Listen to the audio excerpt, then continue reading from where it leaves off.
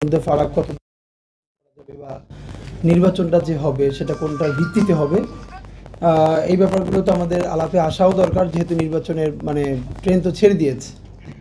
আমি বরং যে আমরা অনেকেই আমরা আশা নিয়ে বলছি না যে লীগ বা ফ্যাসিবাদ আর কোনোদিন ফিরে আসতে পারবে না। প্রথম হলো ফ্যাসিবাদ ফিরে আসতে হইলে লীগের হাত ধরেই আসতে হবে, এটাও তো আসলে জরুরি না। বিভিন্ন ফরম্যাটেই ফ্যাসিবাদ ফেরা যায়। প্রথম যেটা হয়েছে সেটা হলো যে আপনারা যদি একটু খেয়াল করেন শুধু যে ইতিমধ্যে ফ্যাসিবাদ সেটা কিন্তু দেশে এখন ফুল ফেজে অ্যাক্টিভ আছে। আমরা সবসময় ফোকাস করি রাস্তায় আওয়ামী লীগ কয়টা মিছিল করলো অথবা কোন জায়গায় ছোটোখাটো করে জড়ো হতে পারলো, এটা তো ফোকাস করাই দরকার। কিন্তু যেটা আমরা খেয়াল করি না, আপনি খেয়াল করেন যে এই কালচারাল ফ্যাসিস্ট যারা ছিল, মিডিয়া মাফিয়া ছিল, এই যারা গত 15 বছর ধরে লাগাতার মত উৎপাদন করা বৈধ এইটার ব্যাপারে খেয়াল করেন যে তারা ঠিক কোন প্যাটার্নে ফিরে আসে। আমি আপনাদেরকে বলতে পারবো যে গত 10 দিন ধরে আমি যত টকশোতে যাচ্ছি, যত কম যাওয়ার চেষ্টা করি, এরপর যে কয়টায় যাচ্ছি, ইভেন আমি যখন সময় পাই যত টকশোগুলো এখন দেখছি, সচেতনভাবে কেউ খেয়াল করছে কিনা জানি না যে প্রত্যেকটা টিভিতে অলমোস্ট এবং একই সঞ্চালকের বেশ সিরিজ প্রোগ্রাম এই জুলাইয়ের স্পিরিট যদি শোতে যাচ্ছে তাকে একই বাচ্চারা কেন গালিগালাজ করছে, ওখানে কেন মব হচ্ছে, এখানে এই একই প্রশ্ন। এবং এইটার সাথে সাথে কিছু কিছু রাজনীতিবিদ তারা এত কষ্ট নিয়ে বলেন যে আমরা এটার জন্য লড়ি নাই, 15-16 বছরও এত খারাপ অবস্থা দেশের কোনো দিন ছিল না, এখন দেশের এত খারাপ অবস্থা হয়েছে। তো ভয়াবহ ব্যাপার হলো ফ্রেমিংটা কিভাবে তৈরি হয়। প্রথমত খেয়াল করেন,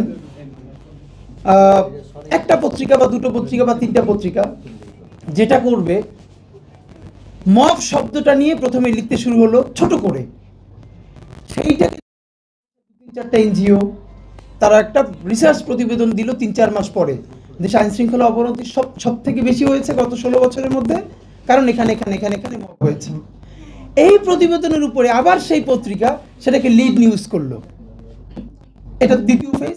তৃতীয় ফেজ, ওদিন রাত 11টায়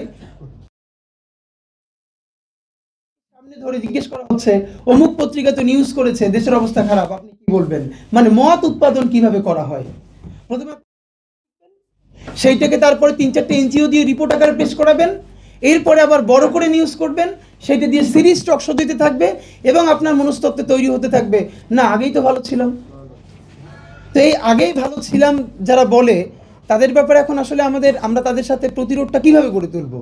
প্রথমত হলো এই সরকারের যেটা সব থেকে বড় ব্যর্থতা, সে তো হলো এই জুলাইকে যারা ভীষণভাবে মনে প্রাণে ধারণ করে তাদেরকে দিয়ে পুরো উপদেষ্টা পরিষদ তো গঠন করা যায় নাই, এটা হলো সব থেকে প্রমাণ। দেখেন ছোট ছোট মানে ব্যাপারটাগুলো খুবই আপনাদের কাছে কম সিগনিফিকেন্ট মনে হবে, কিন্তু জরুরি হলো এই যে এখান থেকে বাংলা মোটর যেতে কারওয়ান বাজারের যে সামনে জায়গাটা দেখবেন, স্থানীয় সরকার মন্ত্রণালয়ের মাধ্যমে সম্ভবত অনেকগুলো ওয়ালে পেন্টিং করা হয়েছে, গুম খুন হত্যা বিভিন্ন।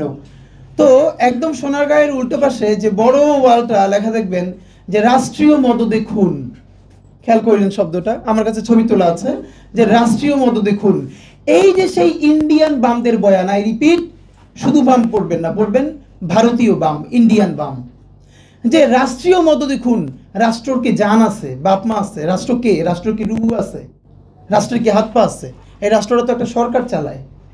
রাষ্ট্রীয় মদদে খুন করে এই যে হাসিনার খুনকে ছোট করে তোলা, হাসিনা খুন করে নাই, হাসিনা গুম করে নাই, শাপলা হত্যা করে নাই, পিলখানা হত্যা করে নাই, জুলাই গণহত্যা করে নাই, কে করছে? রাষ্ট্র।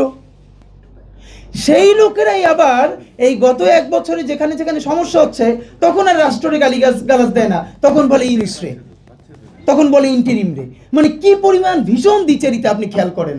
তা আমার প্রশ্ন হলো, আমরা ছোট মানুষ হয়ে রাস্তায় হেঁটে যাওয়ার সময় যদি এইটা বুঝি, রাষ্ট্রের মধ্যে যারা পয়সা দিয়ে আর জনগণের পয়সায় এই পেন্টিংগুলো করালো, তাদের মধ্যে বোঝার লোক নাই যে ওখানে রাষ্ট্রীয় মদদে খুন চলবে না, ওখানে লিখতে হবে হাসিনার নির্দেশে খুন।